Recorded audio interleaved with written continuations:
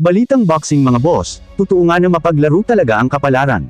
Dahil sino ang makakapagsabi, na ang tao na minsang tinuruan mo ay siya rin palang dudurog at wawasak sa'yo pagdating ng panahon. Balikan nga natin ang panahon na minsang tinuruan ni Nonito the Flash Donaire ang Noy Bagito at nagsisimula pa lang na sina Oya the Monster Inoue bago pa ito makilala sa larangan ng boxing at bago pa ito mabansagan na halimaw ng Japan. Balik tayo noong year 2014 nung kalakasan pa ng karera ni Nonito Donaire ay nagkaroon ito ng pagkakataon upang maimbitahan na pumunta sa Japan para magturo sa mga nagsisimula pa lang na mga boksingero doon. At dito na nga unang nagkatagpo ang landas ni Nonito Donaire at Naoya Inoue na Noy baguhan pa lang sa larangan ng boxing. Makikita nga sa video na animoy isang guro si Donaire na tinuturuan ang kanyang estudyante.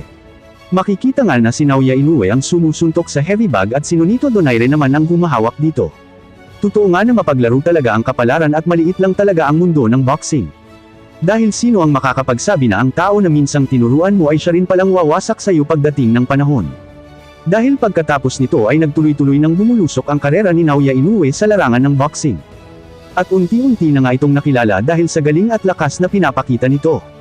At dumating na nga ang panahon makalipas ang 5 taon ay muling maghaharap ang dalawa. Hindi para turuan muli ni Donaire si Naoya Inoue kundi para magharap na sa totoong laban sa ibabaw ng ring. November 7, year 2019 ay nagharap na nga ang dalawa sa Saitama Super Arena Japan para paglabanan ng Noy World Boxing Super Series Bantamweight Tournament Finals. Kung saan ang dalawang boksingero ay naglaban para sa IBF at WBA Super Bantamweight titles.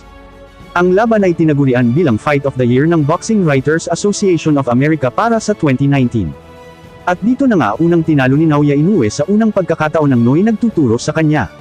Matapos nito pabagsakin si Donaire sa pamamagitan ng isang body shot. Bagamat pinahirapan rin ni Donaire si Inoue ay nakuha pa rin ito ang panalo sa pamamagitan ng unanimous decision.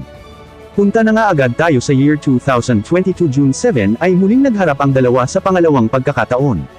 At dito nga ay tinapos na ng tinaguri ang halimaw ng Japan ang usapan matapos nitong tuluyan ng wasakin sa pangalawang pagkakataon si Donaire. At kinailangan lang nito ng 2 round para tuluyan ng wasakin si Donaire, at tuluyan ng kilalanin na isa sa mga pinakamalalakas na fighter sa henerasyong ito. Kayo mga boss, anong masasabi nyo sa istorya ng dalawang fighter na ito, Nonito the Flash Donaire at Naoya the Monster Inoue? Totoo nga na napakaliit lang ng mundo ng boxing, na ang tao na minsang tinuruan mo ay siya rin palang wawasak sa'yo, so hanggang dito na lang po tayo hanggang sa muli.